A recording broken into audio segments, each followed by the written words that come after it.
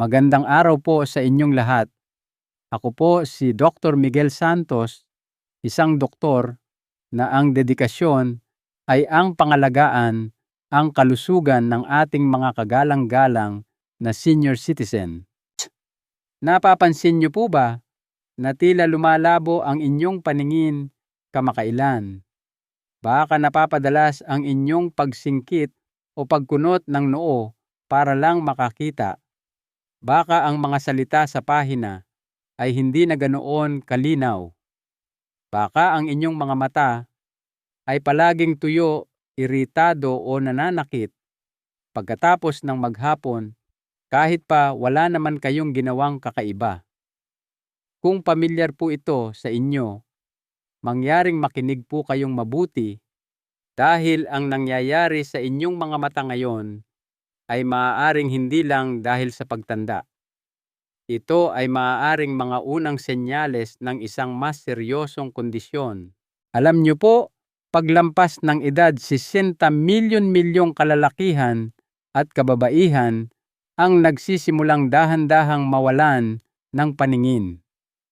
Hindi dahil sila ay matanda na, kundi dahil ang kanilang mga mata ay nagugutom. Opo, nagugutom. Nagugutom para sa mga sustansyang kailangan nila para manatiling basa-basa, malinaw at malakas. Nagugutom dahil sa maraming taon ng hindi magandang pagsipsip ng sustansya, masasamang taba, bigla ang pagtaas ng blood sugar at maging dahil sa mga gamot na humaharang sa bisa ng mga bitamina. At ang tahimik na pagkagutom na ito ang dahilan kung bakit ang mga sakit tulad ng macular degeneration glaucoma, katarata panunuyo ng mata at pinsala sa mga ugat na konektado sa paningin ay dahan-dahang nag-uugat. Ito po ang bahaging hindi pinag-uusapan ng karamihan.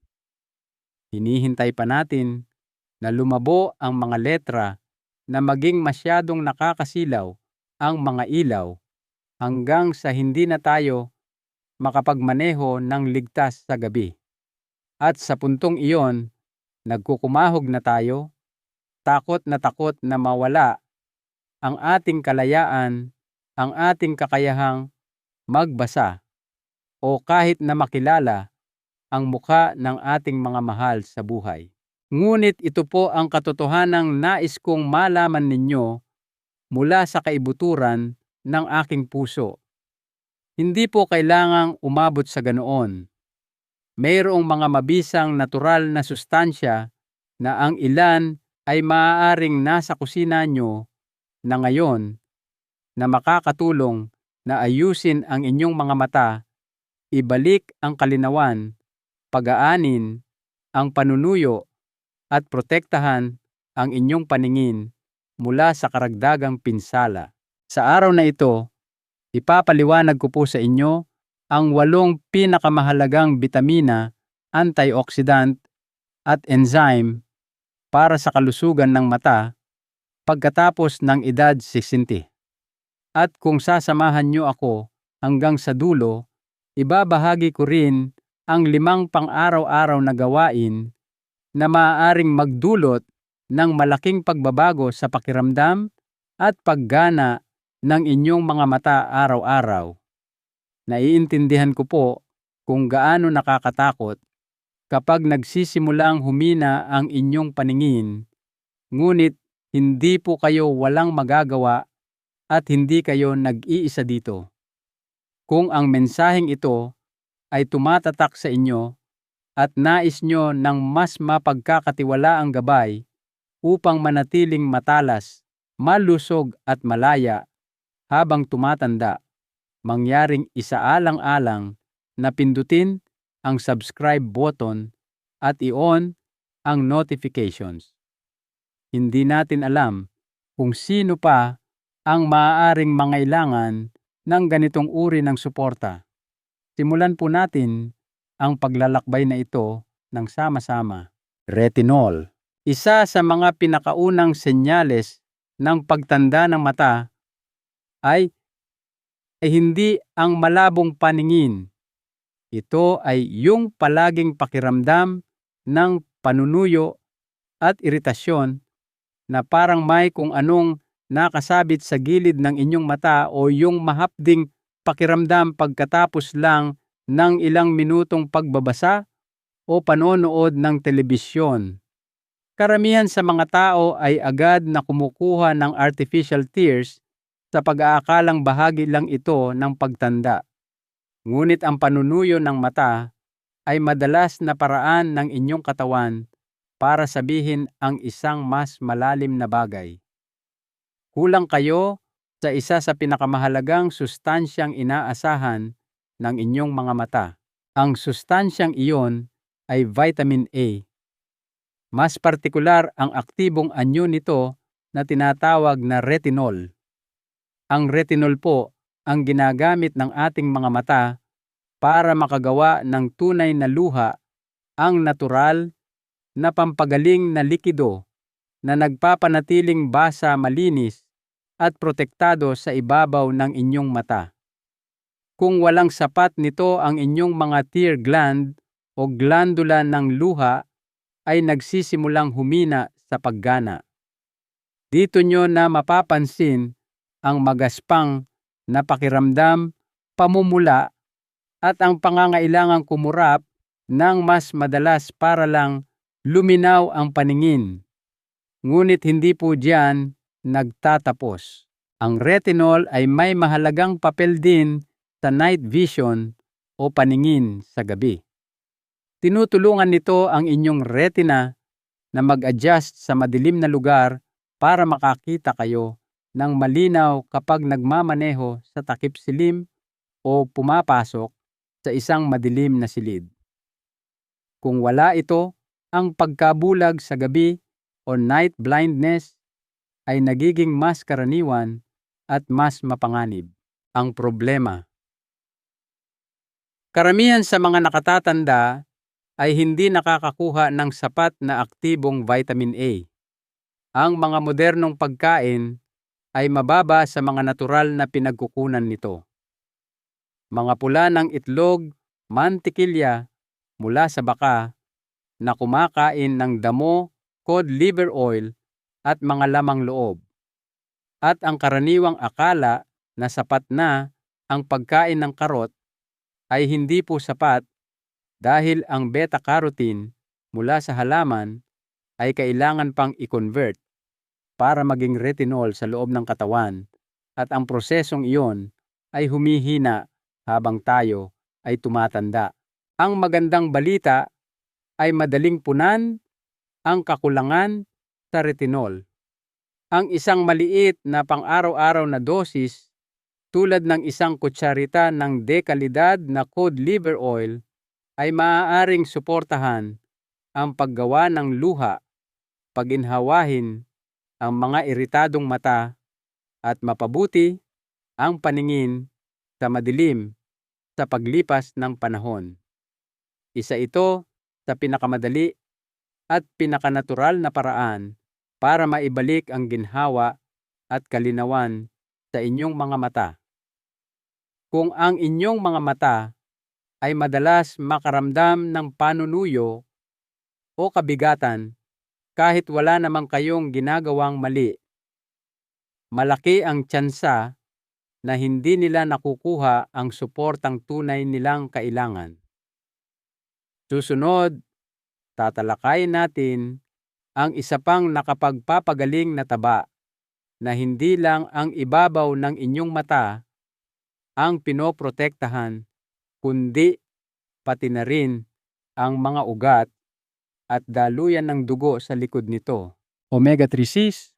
Ngayon, kung ang inyong mga mata ay madalas na pagod tuyo o kahit humahapdi pagkatapos ng maghapon, maaaring hindi lang ito dahil sa hangin sa inyong bahay o sa sobrang pagtitig sa mga screen.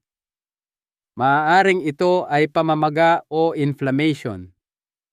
Yung uri na dahan-dahang nabubuo sa loob ng inyong mga mata, humaharang sa paggawa ng luha at ginugutom ang maliliit na daluyan ng dugo na nagpapanatiling buhay sa inyong paningin. At ito ang hindi napagtatanto ng karamihan, ang inyong mga mata ay karugtong ng inyong utak. Gawa sila sa parehong delikadong nerve tissue, umaasa sa parehong mga sustansya, at nagdurusa sa parehong paraan kapag hindi nila nakukuha ang kanilang kailangan. Dito po pumapasok ang omega-3 fatty acids, lalo na ang DHA at EPA. Ang mga mahahalagang taba na ito ay parang langis na nagpapakalma sa makina ng inyong paningin. Pinapalakas nila ang mga daluyan ng dugo na nagpapakain sa inyong retina. Binabawasan nila ang pamamaga at iritasyon sa loob ng inyong mga tear gland at pinoprotektahan nila ang mga dulo ng ugat sa inyong mga mata mula sa oxidative stress, ang uri na humahantong sa pagkawala ng paningin habang tayo ay tumatanda. Sa katunayan, isang klinikal na pag-aaral na inilathala sa International Journal of Ophthalmology ang natuklasan na ang pag-inom ng omega-3 supplements sa loob lamang ng 90 araw ay makabuluhang nagbawas ng mga sintomas ng dry eye sa mga nakatatanda. Hindi lang kaunting ginhawa, kundi tunay na nasusukat na pagbuti sa paggawa ng luha at ginhawa ng mata. Naalala ko ang isang pasyente, si Mang Carding, isang 72 taong gulang na mekaniko, na lumapit sa akin na bigo at pagod na. Dok, 2 taon na po akong gumagamit ng eye drops. Nakakatulong po ng 5 minuto tapos parang nagbuhos lang ako ng tubig sa buhangin. Sinuri namin ang kanyang dieta. Maraming pritong pagkain, kulang sa lamang dagat. Nagmungkahi ako ng isang simpleng pagbabago, isang kutsarita ng Icelandic Virgin Cod Liver Oil tuwing umaga. Pagkalipas ng 2 buwan, sabi niya, "Dr. Santos, nakalimutan ko po yung eye drops ko noong nakaraang linggo at hindi ko man lang napansin." Ganyan po ang kapangyarihan ng tunay na nutrisyon. Kung hindi kayo mahilig sa mga supplement, maaari rin kayong makakuha ng omega-3s sa pagkain ng matatabang isda tulad ng wild salmon sardinas, mackerel, alumahan, at dilis. Ngunit maging tapat po tayo, karamihan sa mga senior ay hindi kumakain ng isda araw-araw. Kaya naman ang isang concentrated at dekalidad na fish oil ay maaaring maging malaking tulong. Ang omega-3s ay hindi lang nagpapaginhawa sa tuyong mga mata.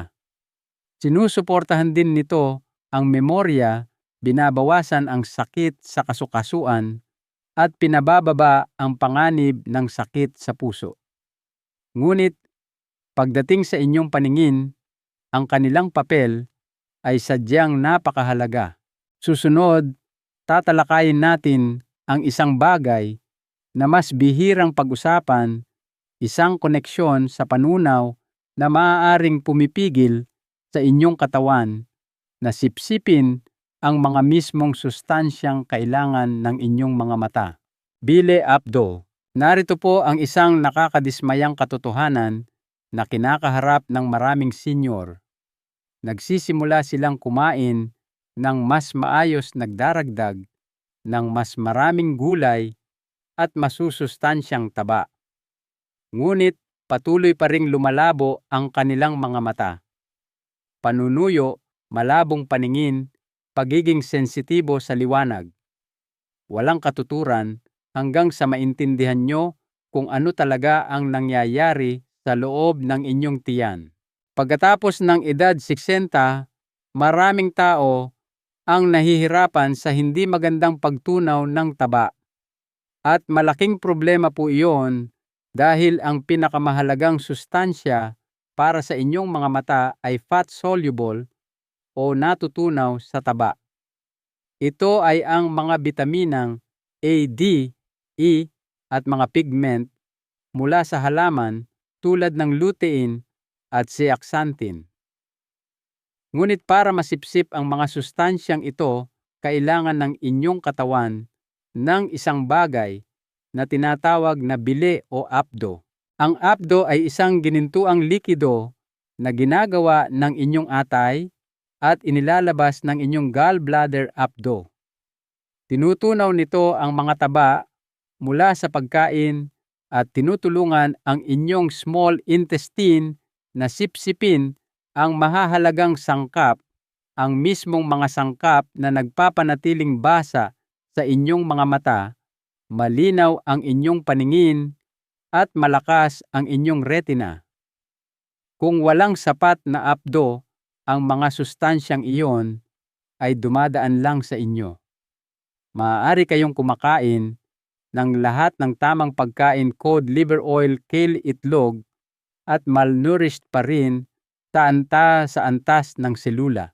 Ito ay lalong karaniwan sa mga taong may kasaysayan ng fatty liver, tinanggalan ng gallbladder, mayroong chronic acid reflux, IBS, o hirap sa pagtunaw. Maging ang ilang mga gamot tulad ng acid blockers or statins ay maaaring makabawas sa produksyon ng apdo nang hindi nyo namamalayan. Naalala ko si Mang Howard, isang 74 taong gulang na may malinis at disiplinadong dieta. Sabi niya sa akin, "Dr. Santos, kinakain ko lahat ng sinasabi nilang mabuti para sa mata pero palabo ng palabo ang paningin ko."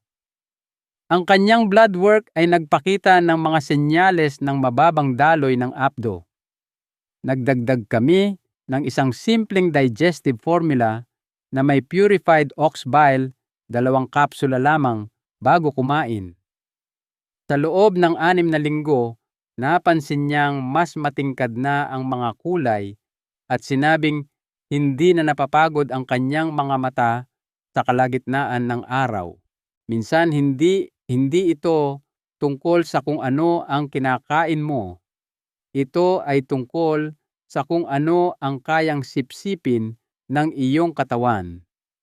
Kung madalas kayong bloated pagkatapos kumain mabagal ang panunaw, o kung tinanggalan na kayo ng gallbladder, ang bile salt supplementation ay maaaring isa sa mga hindi napapansing paraan para protektahan ang inyong mga mata. Susunod, tutuklasin natin ang 2 makapangyarihang pigment mula sa halaman na inaasahan ng inyong retina at kung paano sila nagsisilbing natural na salamiing pang-araw para sa inyong paningin. Lutein at zeaxanthin, kung nahirapan na kayong makakita ng malinaw sa matinding sikat ng araw, kung ang pagmamaneho sa gabi ay nagdudulot ng mga halo na lumalab sa inyong paningin, o kung nagsisimula nang mawala ang linaw ng mga kulay na parang lahat ay medyo kupas, maaaring kulang kayo sa 2 sa pinakamakapangyarihang pigment na kailangan ng inyong mga mata, ang lutein at zeaxanthin. Hindi lang po ito mga bitamina para sa mata. Sila ay mga natural na antioxidant, mga carotenoid na bumubuo ng isang proteksyon na kalasag sa loob ng inyong mga mata, partikular sa makula sa gitna ng inyong retina. Isipin nyo sila bilang built-in na salaming pang-araw na nililikha ng inyong katawan mula sa mga pagkaing kinakain nyo. Sinasala nila ang mapaminsalang blue light, binabawasan ang silaw, at hinaharangan ang pinsala mula sa UV na nagdudulot ng pangmatagalang pagkasira. Kung wala sila, ang inyong retina ay naiiwan ng nakalantad. At sa paglipas ng panahon, ang pagkakalantad na iyon ay maaaring humantong sa macular degeneration, catarata, at hindi na maibabalik na pagkawala ng central vision. Ngayon narito ang kawili-wiling bahagi. Hindi kayang gumawa ng inyong katawan ng lutein o zeaxanthin ng mag-isa. Dapat nyo itong makuha sa pamamagitan ng pagkain. Ngunit maraming senior ang hindi sapat ang kinakain na tamang pinagkukunan nito, kale collard greens, Swiss chard sili kalabasa at pula ng itlog. At kahit kumain man sila, maaaring limitado ang pagsipsip, lalo na kung mahina ang inyong panunaw o kung umiiwas kayo sa taba. Kaya naman, madalas kong inirekomenda ang moringa o malunggay powder sa aking mga pasyente. Gawa ito sa pinatuyong dahon ng puno ng malunggay, isang halaman na siksik sa nutrisyon at isa sa pinakamayamang mapagkukunan ng carotenoids sa mundo. 1 hanggang 2 kutsarita lang sa isang araw na inihahalo sa smoothie o iwiwisik sa pagkain ay maaaring magdulot ng kapansin-pansing pagkakaiba. Alam kong simple lang pakinggan at marahil kaya't maraming tao ang binabalewala ito. Iniisip nilang ang pagprotekta sa kanilang paningin ay nangangailangan ng magagarang salamin o mamahaling eye drops. Ngunit sa totoo lang, ang inyong makula, ang sentro ng inyong paningin, ay binuo mula sa kung ano ang inyong kinakain. At kapag hindi nito nakukuha ang mga pigment na kailangan nito, ang inyong mundo ay nagsisimulang kumupas. Ang mga kulay ay nawawala, ang contrast ay naglalaho, at sa paglipas ng panahon, maging ang mga mukha ay nagiging mahirap ng makilala. Binabalewala natin ang paningin hanggang sa magsimula na itong mawala. Ngunit ang mga sustansya tulad ng lutein at zeaxanthin ay nagbibigay sa atin ng pangalawang pagkakataon, isang pansala laban sa pinsalang tahimik na nabubuo taon-taon. Sa susunod na bahagi, matutuklasan ninyo ang isang mineral na tahimik na gumagana sa likod ng mga eksena, ngunit kung wala ito, kahit ang vitamin A ay hindi magagampanan ang trabaho nito. Zinc. Ngayon, narito ang isang katotohanan na ikinagugulat ng maraming tao.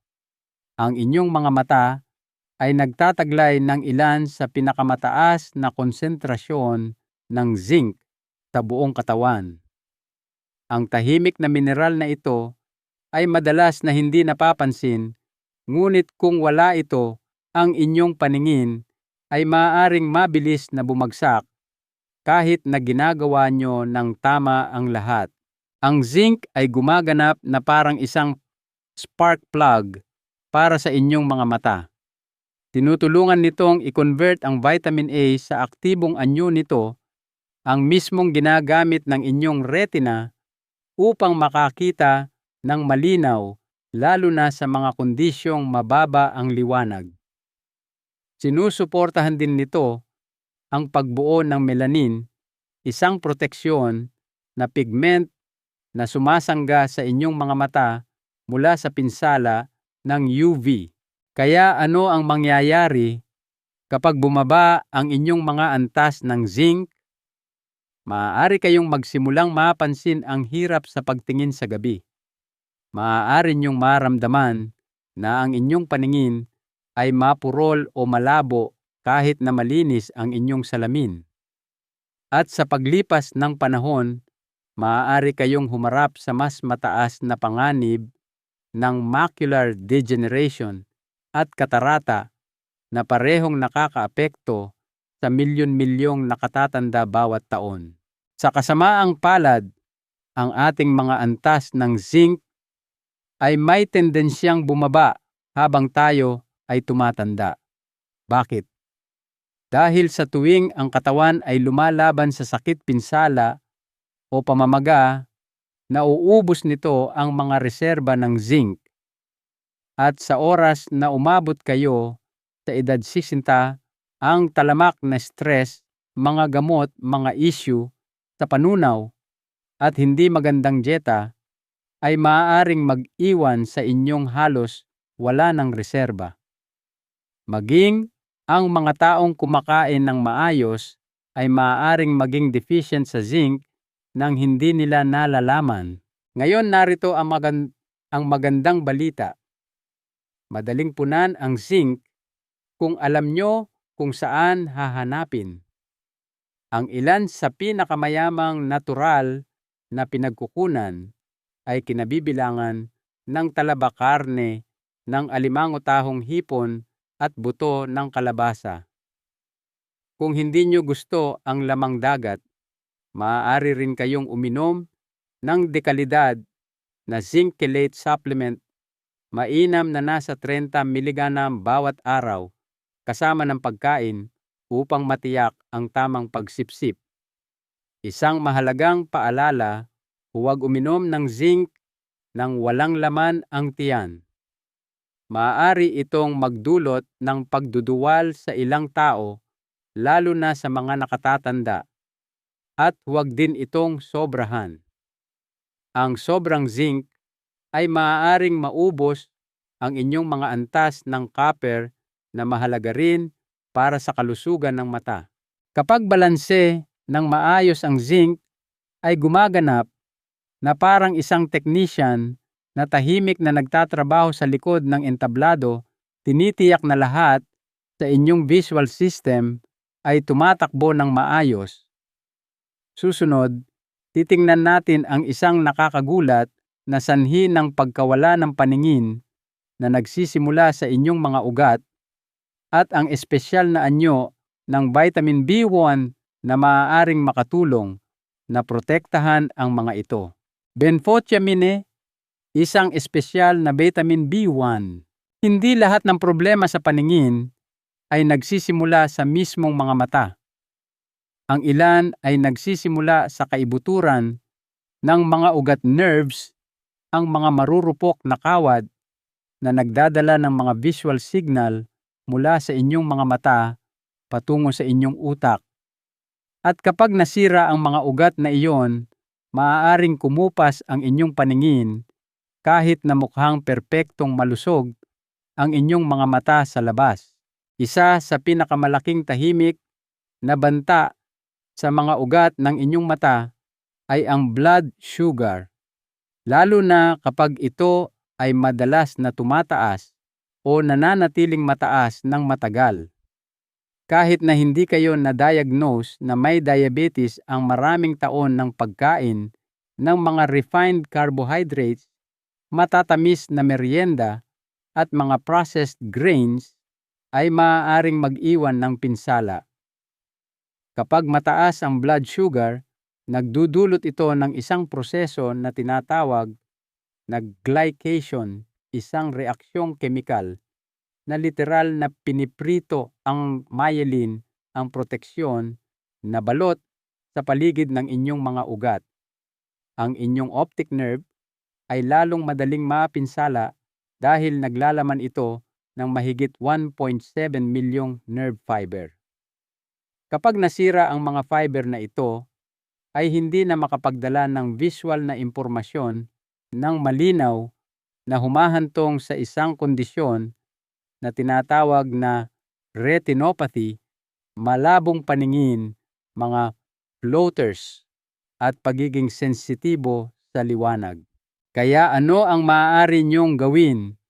Ang sagot ay nasa isang espesyal na anyo ng vitamin B1 na tinatawag na benfotiamine.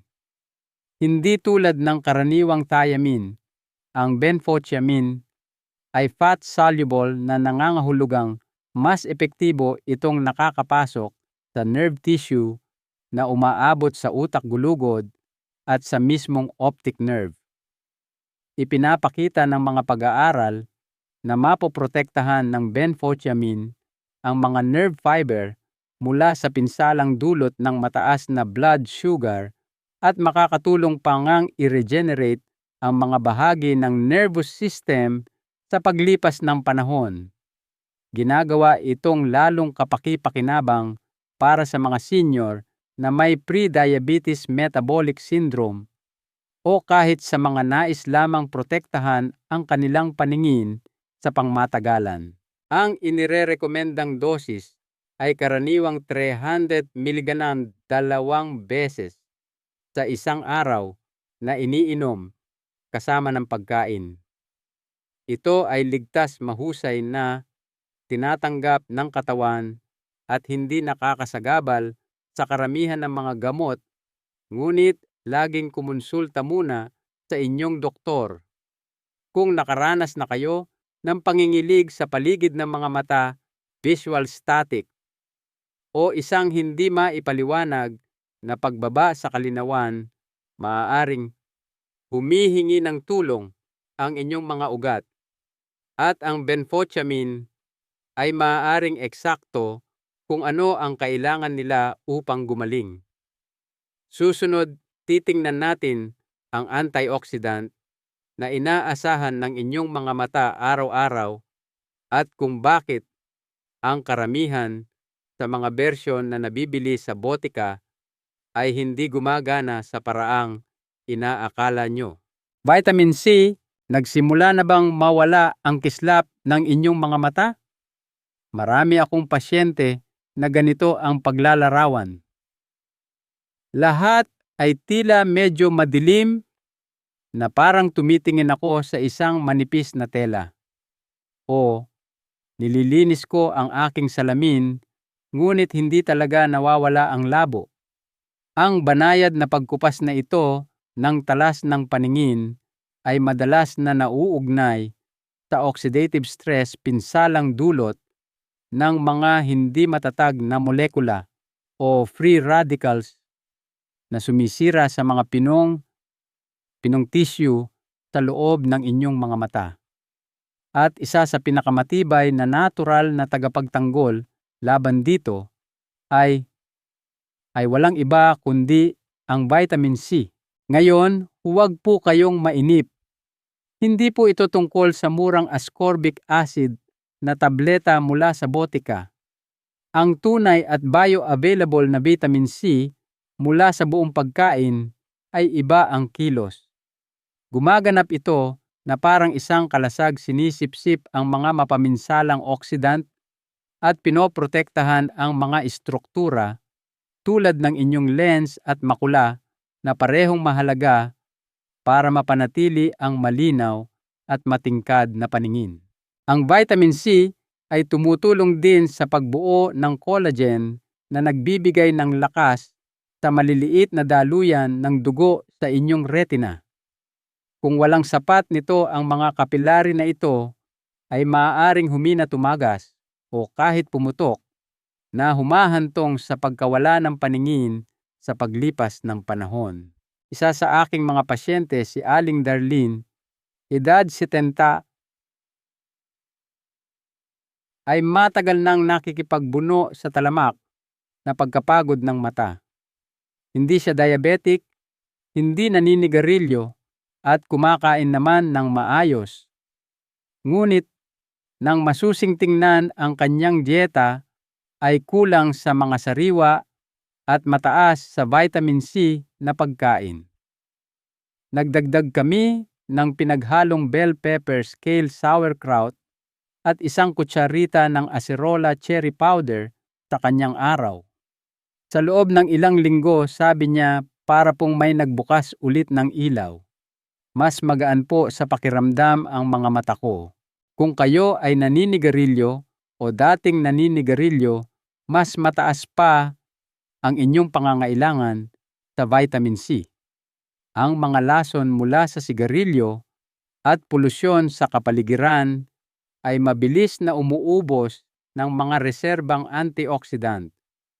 Iyon ang dahilan kung bakit ang mga dating naninigarilyo ay may mas mataas na panganib sa age-related macular degeneration, ngunit ito rin ang dahilan kung bakit ang sapat na pag-inom ng vitamin C ay maaaring makatulong na bawasan ang panganib na iyon.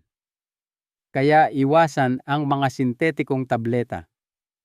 Pumili ng tunay na pagkain, mga madahong gulay, berry repolyo, mga prutas na citrus o acerola powder kung mas gusto nyo ang supplement. Magpapasalamat ang inyong mga mata. Susunod, tatalakayin natin ang tahimik na ugnayan sa pagitan ng dalawa pang B vitamins at kung bakit ang kanilang pinagsamang epekto ay maaaring ang nawawalang piraso para sa pangmatagalang kalinawan. Mga B vitamin B2 at B3. Naramdaman nyo na ba ang parang paninikip sa likod ng inyong mga mata na parang may dahan-dahang namumuong presyon o napansin nyo bang nagiging mas sensitibo ang inyong mga mata sa matinding liwanag lalo na habang lumilipas ang araw? Ito ay madalas na mga senyales ng mas malalim na stress sa loob ng mata kung minsan ay may kaugnayan sa hindi balanseng likido, kung minsan ay pagkapagod ng ugat. Ngunit ang hindi napapansin ng marami ay kung paano ang dalawang simpleng B vitamin, ang B2 riboflavin at B3 niacin, ay maaaring gumanap ng isang malakas na papel sa pagpapanumbalik ng ginhawa at pangmatagalang kalinawan. Magsimula tayo sa vitamin B3. Ang niacin ay ipinakita sa mga pag-aaral na nakakatulong na mapababa ang intraocular pressure pression sa loob ng mata, isa sa mga pangunahing panganib sa glaucoma, isang kondisyon kung saan ang labis na likido ay namumuo sa loob ng mata, dahan-dahang sinisira ang optic nerve. Kung hahayaan, maaaring agawin ng glaucoma ang inyong peripheral vision at kalaunan ang inyong kalayaan. Ang vitamin B2 naman ay gumaganap na parang isang stabilizer. Pinoprotektahan nito ang mga structural protein sa loob ng inyong lens na tumutulong na maiwasan ang katarata, ang maulap na pelikula na lumalabo sa paningin sa paglipas ng panahon. Gumagana rin ito bilang isang banayad na antioxidant na pinapakalma ang pamamaga at oxidative stress sa mata. Ang kamangha-mangha ay kung paano mas epektibong gumagana ang dalawang bitaminang ito nang magkasama. Kapag kinonsumo bilang bahagi ng isang buong B-complex o sa pamamagitan ng mga pagkaing mayaman sa sustansya, sinusuportahan nila ang sirkulasyon, kalusugan ng ugat at mga proseso ng pag-aayos na lubhang kailangan ng mga tumatandang mata. Kaya saan nyo sila mahahanap? Isa sa mga hindi napapansing mapagkukunan ay ang nutritional yeast. 1 hanggang 2 kutsara lamang sa isang araw ay maaaring masakop ang karamihan sa inyong mga pangangailangan sa B vitamin. Ito ay may malinamnam na lasa na parang keso at maaaring iwisik sa mga itlog, sopas o gulay. Ang iba pang magagandang mapagkukunan ay kinabibilangan ng salmon, madahong gulay at mga itlog mula sa manok na malayang nakakagala, mga pangunahing pagkain sa anumang dieta na nakapagpapagaling. Hindi tulad ng maraming sustansya na inaabot ng buwan bago magpakita ng mga resulta, ang ilang mga tao ay nakakapansin ng bawas na pagkapagod ng mata at mas matalas na pokus sa loob lamang ng ilang linggo ng pagdaragdag ng B vitamins. Kung matagal na kayong nabubuhay na may talamak na eye strain, hindi maipaliwanag na labo o visual fatigue, ang mga B vitamin na ito ay maaaring ang mga nawawalang piraso ng puzzle na hinihintay ng inyong katawan. Ngayon, pagsama-samahin natin ang lahat. Sa huling bahagi, ipapakita ko sa inyo ang 5 simpleng pang-araw-araw na gawain na sumusuporta sa lahat ng ating napag-usapan at nagbibigay sa inyong mga mata ng pinakamahusay na pagkakataon upang umunlad araw-araw. Mga pang-araw-araw na gawain. Ngayong alam nyo na kung anong mga sustansya ang tunay na kailangan ng inyong mga mata, pag-usapan natin ang maliliit na bagay, ang mga pang-araw-araw na gawi na maaaring magdulot ng lahat ng pagkakaiba sa kung paano nararamdaman, gumagana at tumatanda ang inyong mga mata. Dahil minsan, hindi lang ito tungkol sa kung ano ang iniinom nyo, ito ay tungkol sa kung paano kayo namumuhay. Una, bawasan ang inyong pagkabilad sa blue light. Kung gumagamit kayo ng telepono, tablet o computer, lalo na sa gabi, mag-install ng blue light filter app o gumamit ng blue light blocking glasses. Pinoprotektahan nito ang inyong retina mula sa high energy light na nag-aambag sa pagkapagod ng mata at pangmatagalang pinsala. Pangalawa, lumabas at tumingin sa malayo. 5 hanggang 10 minuto lang sa isang araw ng pagtingin sa kalangitan o sa tuktok ng mga puno ay maaaring mag-relax sa maliliit na kalamnan na nagpo-focus sa inyong mga mata. Ito ay parang pag-uunat pagkatapos ng matagal na pag-upo at makakatulong na maiwasan ang pagkasira ng lens at eye strain. Pangatlo, uminom ng mas maraming malinis na mineral water. Sinusuportahan ng hydration ang paggawa ng luha at ang malusog na luha ay nagpoprotekta sa inyong mga mata na parang isang natural na kalasag. Ang 1 litro bawat araw ay isang magandang simula para sa karamihan ng mga nakatatanda. Pang-apat, kung nahihirapan kayo sa panunuyo ng mata, isaalang-alang ang MSM eye drops. Ang mga ito ay natural banayad at tumutulong na alisin ang mga nakakairita. Ang ilang gumagamit ay nag-uulat pa ng mas maliwanag at mas malinaw na puti ng mata pagkatapos ng regular na paggamit. At panghuli, alisin ang mga nagpapa-inflame na seed oil sa inyong kusina. Ang tinutukoy ko ay soybean oil, canola, sunflower, cotton seed, margarine, grapeseed, ang mga karaniwang salarin. Ang mga langis na ito ay iniuugnay sa macular degeneration at talamak na pamamaga. Sa halip magluto, gamit ang mantikilya mula sa bakan na kumakain ng dadamo, cold-pressed avocado oil o virgin coconut oil, mga taba na nagpapalusog sa inyong mga mata, hindi nagpapa-inflame. Wala sa mga pagbabagong ito ang dramatiko.